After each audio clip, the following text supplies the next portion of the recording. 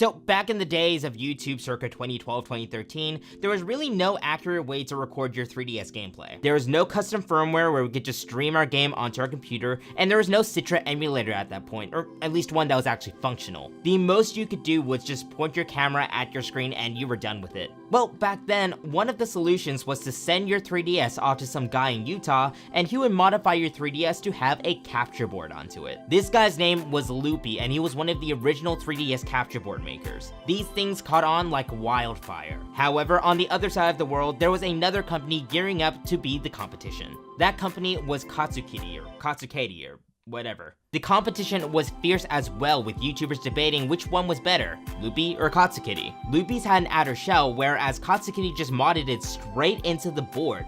Whoa! Unfortunately, Loopy stopped accepting orders for his capture boards, leaving Katsukity free reign to monopolize the market. I was one of the suckers that bought one, and honestly, I still love it to this day. Since they were able to monopolize the market, they were also able to mod other consoles: 2DS, 3DS XL, new 3DS XL, the PS Vita, and also the Nintendo Switch early last year. Everything was going extremely well for Katsukity, but it was not without its problems.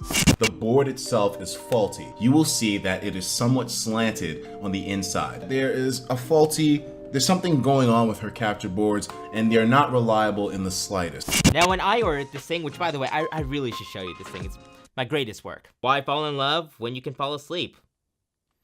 I still live to that motto by this day. They claimed that this had warranty up to 1 year, and if it broke within that time, you could return it and they could get it fixed. I actually didn't touch my 3DS for a while, so I was curious about if the board was still working. Well, unfortunately, it was around this time that I found out that Katsukity went bankrupt. People were speculating that Japan's recent law made mods illegal to the hardware, but a lot of people don't think that it would have affected the capture cards. So where did they go? There was at one point in 2016 where orders were up the ass.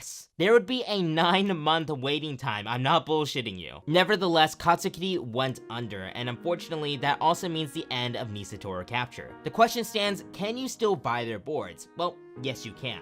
If you go to the European/Australian distributor, you'll actually see that Murky has some stock left to last some months. After they run out of stock, they will no longer be selling the capture cards, which is damn unfortunate. I mean, I'm looking at their site now, and all they have left in stock is the 3DS XL capture card and the Capture Card Classic DS. That means you can no longer buy this new 3DS XL capture card that I have. Just gotta put this down, I don't want to drop it, This is so precious to me, it cost me so much money. Not only did I want to talk about the rise and the fall of Katsukity, but I also just wanted to plug that I'm going to be doing some 3DS streams soon. I plugged in this magnetic cable so then, it wouldn't rough up the capture board, because honestly, I don't know the mileage of this thing. I don't know how it's gonna last. So I'm gonna milk it for all it's worth. I'm gonna start doing 3DS streams, and I'm also gonna start doing 3DS gameplay on this channel, because honestly, holy shit, I need it. So yeah, expect a lot of Pokemon.